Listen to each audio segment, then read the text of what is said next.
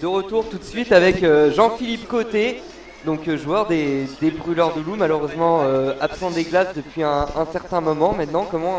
Comment est-ce que ça va depuis? Ça va bien, c'est une longue blessure. Ça fait presque 12 semaines que je suis sur la case, donc il y a eu un cafouillement au début, mais ça a été bien ciblé.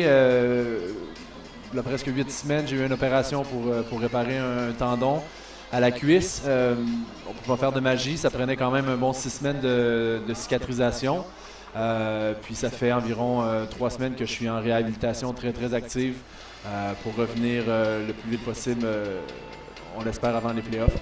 Ouais, tu n'as pas de nouvelles encore très précises sur ta date de retour du coup? On me donnait 10 à 12 semaines. J'ai quand même eu une très bonne réhabilitation. Ça va bien, je patine déjà avec l'équipe.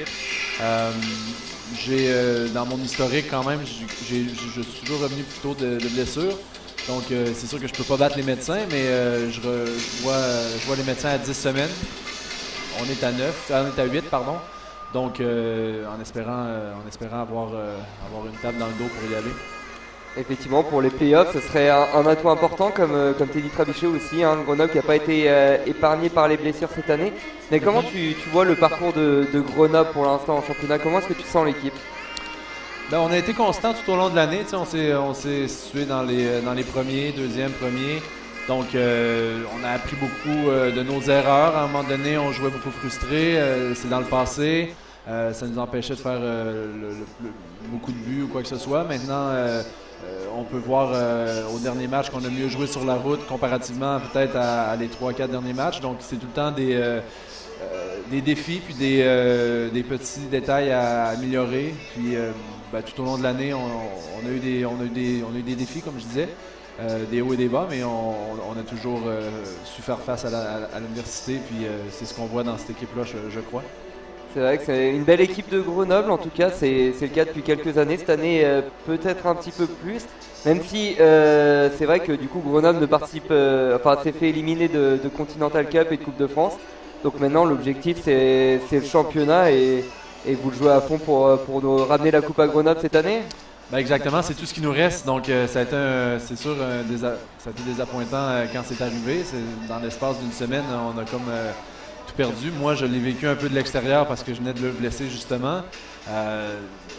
Quand même, j'essaie, depuis ce temps-là, d'être actif, d'être près des joueurs et près des entraîneurs aussi, en prenant des statistiques. J'ai appris beaucoup sur la prise de vidéo, des trucs comme ça. Donc, certainement, c'est dommage parce qu'on n'a pas accès à ces coupes. Mais vraiment, le focus est sur le championnat et les playoffs. Puis c'est tout ce qui nous motive présentement, c'est sûr.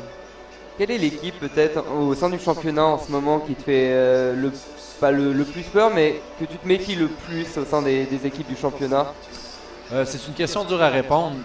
Moi, ce que j'essaie, en parlant aux entraîneurs, en parlant aux joueurs, je vais donner une réponse un peu politique, mais c'est nous, tout simplement. Je pense que si on joue au niveau où on est capable, on n'a pas à s'occuper des autres équipes. C'est nous vraiment qui sommes en possession de notre destinée. Si on joue nos bonnes cartes, si on fait les bonnes choses, si on écoute le plan de match et tout, il n'y a aucune raison pourquoi on ne serait pas champion à la fin de l'année. C'est comme ça que moi j'approche chaque match aussi, quand je joue puis quand je jouerai.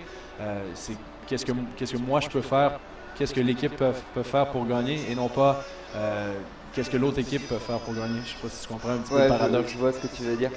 Dernière question, qu'est-ce que tu penses de ce premier tiers-temps entre Grenoble et Chamonix? On a vu des bonnes choses. Souvent, on prend pour acquis qu'on s'en va en power play, en avantage numérique. Puis on perd un petit peu de momentum à ce moment-là, quand on n'a pas d'urgence dans notre jeu, quand on se force peut-être un peu moins ou quoi que ce soit. Puis c'est ce qu'on a vu, je pense. On a perdu un petit peu de momentum à ce niveau-là. Puis ça nous a coûté justement sur le Chamonnière, tout à fait. Donc il faut tout le temps se remémorer ces situations-là. Il ne faut jamais prendre rien pour acquis. Puis c'est ce qu'on a fait un petit peu en première période.